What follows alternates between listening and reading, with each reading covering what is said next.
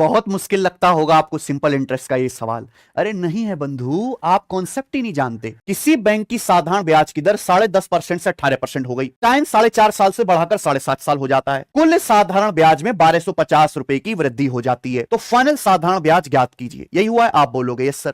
यानी कि ब्याज की दर भी बदल दी, समय भी बदल दिया, प्रिंसिपल आपने नहीं बदला मेरे भाई, है ना। तो सिंपल इंटरेस्ट किसके प्रोपोर्शनल होगा? रेट परसेंट गुणा टाइम के। ये कंसेप्ट है। आप यहां पे ना ब्याज का रेशियो निकाल लो मेरे दोस्तों। देखिए ब्याज की दर पहले कितनी थी? 10.5%, अब 18% होगी। आपको रेट और टाइम की गुणा करनी है। पहले समय कितना था? 4.5 साल, अब समय कितना हो गया? बढ़ के 7 साल हो गया। यानी कि सिंपल इंटरेस्ट का अनुपात ये आएगा मेरे भाई, समझ में आया?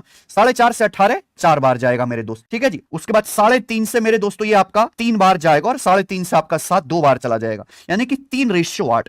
यानी कि पहले सिंपल इंटरेस्ट अगर 3 था तो अब 8 है।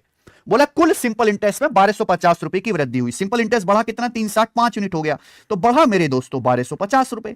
अब 5 की वैल्यू अगर 1250 रुपए है तो ये हुआ 250 गुना। अब सवाल में पूछा है अंतिम साधारण ब्याज, यानी कि बाद में साधारण ब्याज क्या था? 8 यूनिट। तो 8 की वैल्यू भी तो 250 गुना आ जाएगी, 2000 रुपए। बताओ इस सवाल में कहीं कोई तकलीफ हुई करने में? नहीं, बट आपको रेशियो लेना पड़ेगा रेट और टाइम की गुणा का। एक आप करके बताओ ऐसा ही।